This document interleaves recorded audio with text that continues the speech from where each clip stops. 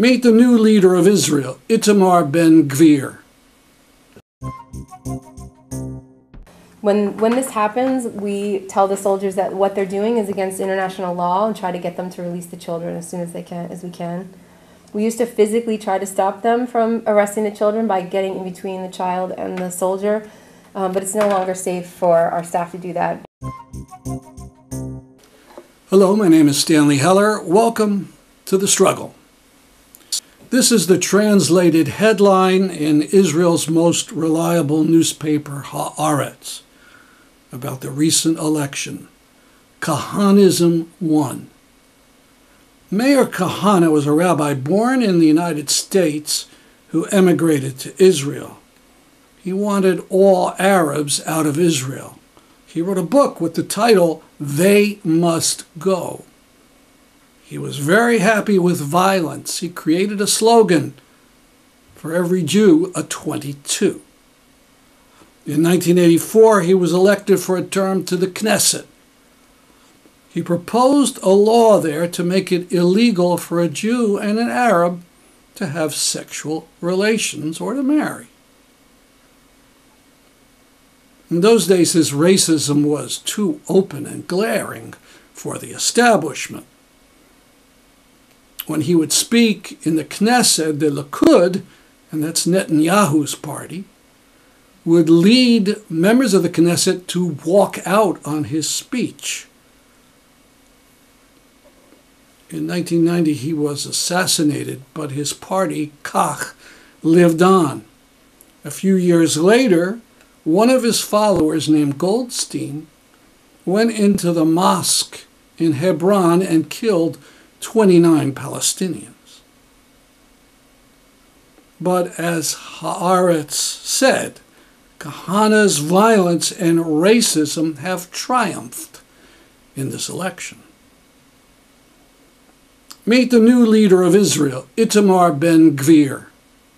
Yes, I know, Benjamin Netanyahu is the prime minister again, but the dynamism and the ideas, if you can call them ideas, that are making people excited in this new coalition come from Ben Gvir.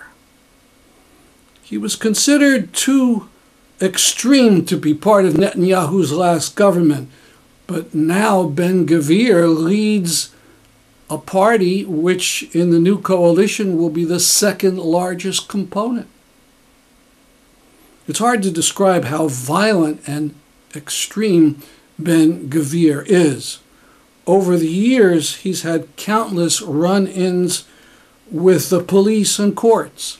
He was convicted of incitement to racism and convicted of support for a terrorist organization. He was considered so notorious in his youth that the Israeli military would not call him up for service. He lives in a settlement next to Hebron called Kiryat Arba. Kiryat Arba. That's where Kahane and Goldstein lived. For decades, Ben Gvir had a portrait of mass murderer Goldstein on a wall in his house. Ben Gvir says he wants to have all disloyal Arabs and Jews expelled from Israel. Ben Gvir expects to be put in charge of all Israeli police. At his victory party, according to some witnesses, the crowd chanted, "Death to the Arabs," while others chanted the slightly sanitized version, "Death to the terrorists." Israeli political analysts think the new government will create measures to make it impossible for the Supreme Court to strike things down that violate basic rights. And of course, this coalition will try to end the corruption trial of Benjamin Netanyahu. There was one bright spot to the election. Meretz, which had been a civil rights party, but joined The present government, the one that killed reporter Shireen Abu Akleh, Meretz was pretty much wiped out. It won't have a single member in the new Knesset. A very well-deserved punishment for their leader's disgraceful conduct. I hope you know that the crew that's taking over the government in Israel supports the most right-wing forces in the United States, even if they're anti-Semitic, even after the ghastly massacre in the Pittsburgh synagogue. Israel is doing U.S. Jews no favors. I think this time many U.S. Jews will recognize that and break from the state of Israeli apartheid. This British mainstream Jewish newspaper is starting to understand.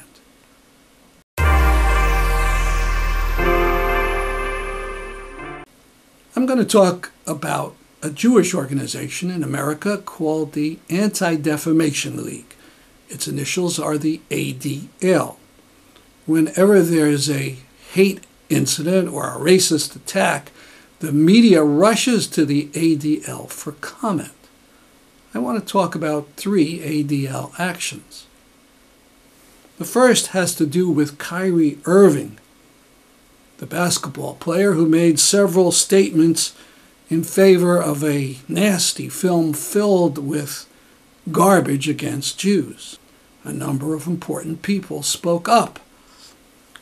NBA stars, former stars Shaquille O'Neal and Charles Barkley wondered why he hadn't been suspended. Sports writer Dave Zirin wrote an excellent article. These young people sent a message to Kyrie Irving at a Nets game. The ADL did condemn Kyrie's statements, but then worked out a deal with him.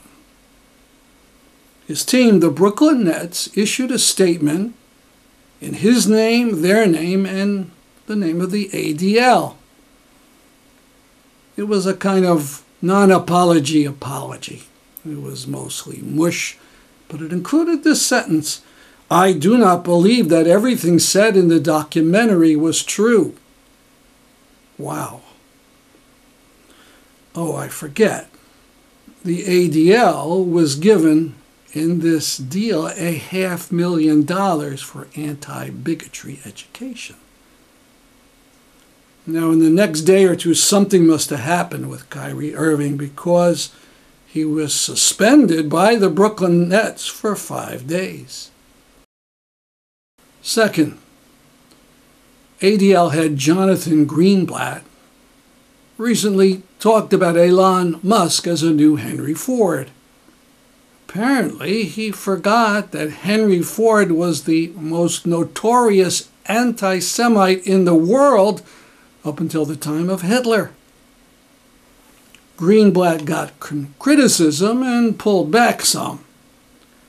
Now, after Kanye West was suspended from Instagram, West posted on Twitter, which he hadn't used in a couple of years. Elon Musk, on October 8th, welcomed back his old friend.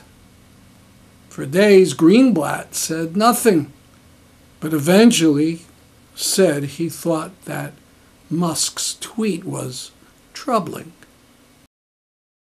Third, on the Israeli election where Kahanism and hate won the day, the ADL had the gall to congratulate Benjamin Netanyahu on his victory, although mentioning that it had some concern about Ben Gvir. Netanyahu made Ben Gvir the force he is today, and concern is not nearly enough.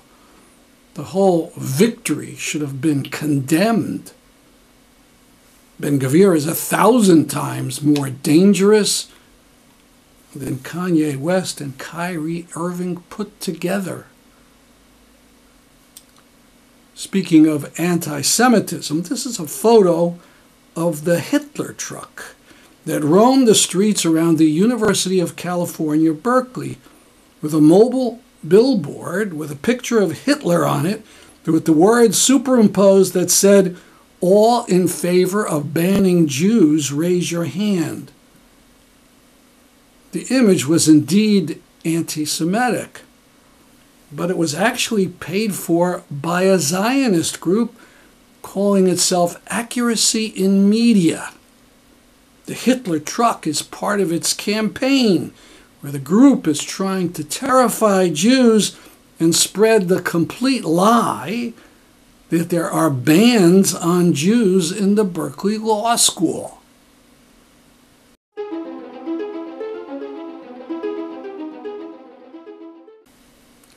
Now, video from Democracy Now! About conditions for Palestinians under Israeli control.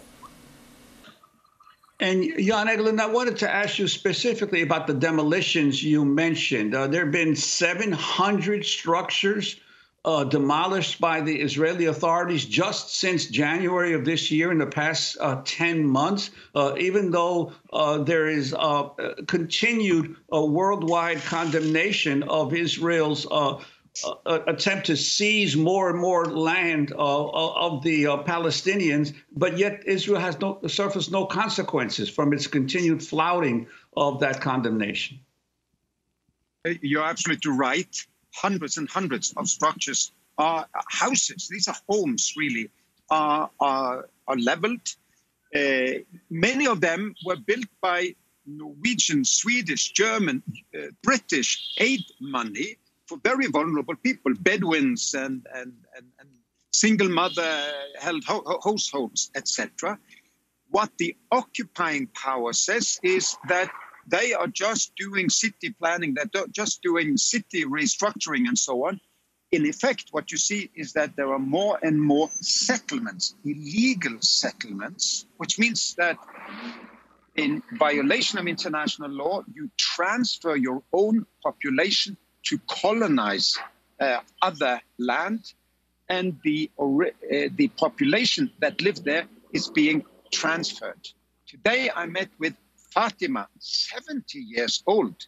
She is here in occupied East Jerusalem. She's been living in the same house since she was born. Her father started to rent it in 1948 from the Jordanians. Today, in her backyard, there is a tent set up by the extremist right-wing politician called Itamar Ben Gvir. He is the one who will be elected today on a potentially very large profile of extremist rightist parties under the rubric religious Zionism. He brings in settler youth from the illegal settlements on the West Bank. And I saw numerous films from footage from cameras of these settlers beating up Palestinians. They hurt this Fatima, 70-year-old. She was bleeding. Her two sons came to rescue her, and not the mafia, the violent settler youth were not arrested. Her sons were arrested because they were defending Fatima in her own house. You can't make up this kind of an injustice. I talked earlier about Kiryat Arba, the settlement next to Hebron. Now, more about Hebron from the speaker, or one speaker, at the recent Tree of Life conference that was held in the Palestine Museum US. The speaker is named Melissa. She's a care coordinator for the Community Peacemaker Team, which assists Palestinian and Hebron H2 who have to deal with settlers and the Israeli military. Hello, it's an honor to be here today. This museum just took my breath away when I walked in. I'm so grateful that we're in this space and surrounded by both the history of Palestine and existing for so many millennia, and also the current art that shows the culture and the hope that exists. So I'm so grateful to be in this space. Most of my work is virtual. I'm the care coordinator for CPT, providing psychosocial and spiritual care for the workers who are at the front lines. The work is potentially really traumatic. And so my work is to build resilience, work on healing from trauma, work on preventing trauma, and just creating rituals and spaces for all of us to come together and talk about what we're doing in the work. So I'm here also because I believe in collective liberation. I believe our liberation is bound up together. As Fannie Lou Hamer says, nobody's free until everybody's free. For many years, I believed in this collective liberation. I believe that my liberation was truly bound up with others, but it didn't sink into my bones until I stepped into Al Khalil in 2013 as the mother of 2 small children. And it was there that I saw that children in Al Khalil cannot walk to school safely. Can you back up just a bit? Oh, sure. Oh, yeah, I see. You can't see. Yeah. Okay. Yeah. Okay. Oops. Sorry. That's okay. I saw children pass by settlers who insulted them and threw stones at them. I saw little itty-bitty children treated daily like criminal suspects by having to go through checkpoints every day to go to school and having their little backpacks searched on the way to school and having them asked, do you have a weapon? Do you have something sharp? As if they are assumed to be violent criminals. As a mom or as a parent, you will do anything to protect your children and to make a world in which they will thrive. And it was then I realized in my soul that there is no such thing as other people's children. They are the responsibility of all of us. Until each child can stand tall and safe in their own dignity and on their own land, no one is truly free. We are bound together in a struggle against oppression that connects us across the globe. Until the day when all children can walk to school safely, which seems kind of basic, we must struggle together. And until the day when Palestinians of all ages can travel from Al Khalil to Gaza to Jaffa and put their feet in the sea, we must struggle. I'll give you some background on our work in Hebron.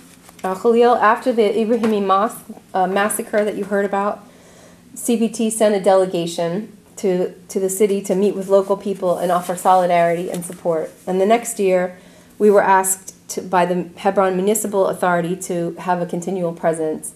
The idea was to stay until Shuhada Street opened again. We thought that it would be a short period of time, but as we know, Shuhada Street is still closed, and H2 is still under full military control of Israel. So since then, CPT has been in the old city, and we have an office and apartment there. Our team in Al Khalil is all Palestinian. It's full-time staff, with foreigners coming in for up to 90 days at a time. That's the longest that we can stay on a visa. And we've had 10 foreign staff who've been denied entry in the past few years. Most have also received 10-year bans because they were associated with human rights work on behalf of Palestinians. So our main work that we do is protective accompaniment, mostly of children. So as I said before, we walk, these are 2 of our staff, walking children, with children to school. We walk them, we try to make sure that they're safe each morning and each afternoon when they go to school and come back. We monitor the checkpoints that they have to pass through. We know the principals. We talk to the principals and they know to call us if the soldiers invade the schools or if there's tear gas that's shot into the schoolyards. We film when soldiers stop children, and we keep a record of what happens each day at the checkpoints. We write some school reports every 6 months that document how many kids are stopped, how many kids are late to school because of checkpoints being closed, how many times tear gas and stun grenades are used against schools or school children. We share these reports with the United Nations, Amnesty International, Save the Children, and other partners. And when children are detained, which is happening more and more frequently, this is a child that was detained just a few blocks from our office. When this happens, we tell the soldiers that what they're doing is against international law and try to get them to release the children as soon as we can. We used to physically try to stop them from arresting the children by getting in between the child and the soldier, but it's no longer safe for our staff to do that, either foreign staff or Palestinians. We've had staff detained a lot in the last few months, and in December last year, 2 of our staff were also assaulted by soldiers while they were in detention, so we're just being more careful. And we know with the unfortunate murder of Shireen Abu Akleh, who you see over here, that anyone can be targeted, and also the medic from Gaza, that anyone can be targeted for no reason with impunity. So this is some of the main stuff that we do, is when kids are detained. This is another shot of 4 young people being brought into a military base that's right near the area that Mel will talk about next, near our office. If a child is detained, then we try to get their name, try to speak to them, try to get in touch with the principal of what school they're from, and then get in touch with their parents to try to get the parents to come.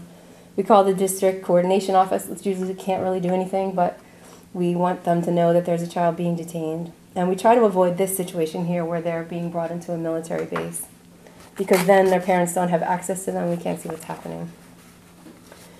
Just to give you one, I could tell you many stories, but just to give you one example, just a few weeks ago, there were 2 children, 7 and 8, that's like first and second graders, and it was their first day at a new school. They were detained by soldiers who asked them to give the names of their friends who were throwing stones. They said, we know you're not throwing stones, but we need you to give the names of the kids that are throwing stones, and we're not releasing you until you give the names. This was their first day at school. They knew no one. They were detained for 4 hours. Our staff stayed with them, stayed outside of the checkpoint, but got in touch with the parents and stayed until they were released. So this is it's unfortunate that we have to have an entire team. That's basically what they do, is accompany children. We do some other work with also monitoring settler incursions that happen at least once a week in the Old City, as you see here, and also monitor checkpoints when people are going to the mosque to pray on Fridays and holidays. One of the exciting, hopeful things that I want to tell you about is a program we have called Through Their Lens. These are some children in our... Oh, someone else is joining. Oh, there you go. Okay. Sorry. These are children in our office. We have a program called Through Their Lens. Along with protective accompaniment, we wanted to do something more. After years of working with children at checkpoints, our staff wanted to do more, and because our staff is all Palestinian and speaks Arabic, obviously, and is from Al Khalil, it was much easier to start a program like this, a mentoring program for youth. So they wanted to build the generation of people who are nonviolently resisting the occupation, and they wanted to work with the children on something life-giving, to both address the ongoing trauma of living under occupation and to build hope in the young people. Out of this desire, and after talking with other organizations in Al Khalil and young people in H2, our program Through the Lens was born. And this is one of the first cohorts. This is one of our earlier cohorts. They're in front of a mural that they painted in our office. So this came during the pandemic when all of our foreign staff had to leave the country suddenly, and we had only 2 staff members working in Al Khalil, and they were Palestinians, so they were able to stay. And they had the brilliant idea to continue documenting the occupation by giving children cameras and teaching them how to use them, turning them into little journalists. You can look at our YouTube channel. Our website is cpt.org, and you can see videos of the kids talking about the projects. You can see some of their photos and stories, and we post them pretty frequently. So I'll be here in the back. You can talk to me afterwards if you have more questions. We're also taking donations to support our work, buying new cameras for the kids and a new camera for the staff. It was I was going to say injured, but broken during a violent incident that happened. I want to just leave you with one image. Many of you, I think, have been to Al Khalil, and you know that it's beautiful, and you know that it's hot in the summer. And this is one last picture of our crew. It's hot in the summer, but around 6 p.m. the heat starts to die down and a gentle breeze begins to blow across the city. And I would go up on the apartment roof most nights, And I would start to see kites appearing on above the rooftops. Kites made out of black trash bags, some made out of Palestinian flags. And I noticed that it was groups of kids that were throwing kites up into the air. So they were over and over throwing them into the air, trying to get them to catch a breeze, just throwing, throwing, throwing. One group I watched for almost an hour, and they did not give up. They kept trying to get this kite up into the air. And over the kites fell to the ground. But I admired their patience and their steadfastness. And I cheered in my heart when at last the kites took off into the sky and soared above the barbed wire and above the soldiers and the checkpoints and above the gorgeous families in El Khalil and their historic homes. So my friends, our invitation is to learn from the steadfastness of children, isn't it? May we never lose hope. May we each day keep sight of liberation. May we be courageous. May we risk. May we act to dismantle the occupation in the ways that we are called to. Arundhati Roy says, another world is not only possible, she is on her way. On a quiet day, I can hear her breathing. May it be so. May we see in our lifetime a free Palestine.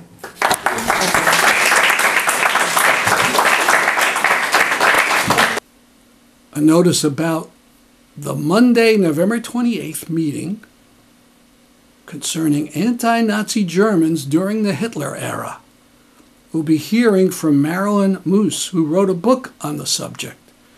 I've been reading it. I've been very impressed about the extent of opposition to Hitler in days when opposition could have meant the death penalty. The event will be held on Zoom and also in person at Southern Connecticut State University, Engelman Hall, on noon on November 28th.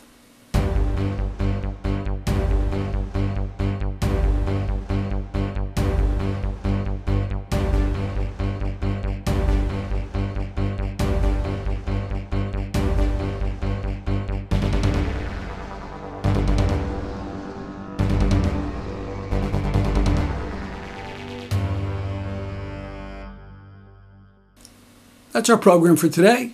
See you next week at this time. I'm Stanley Heller for The Struggle.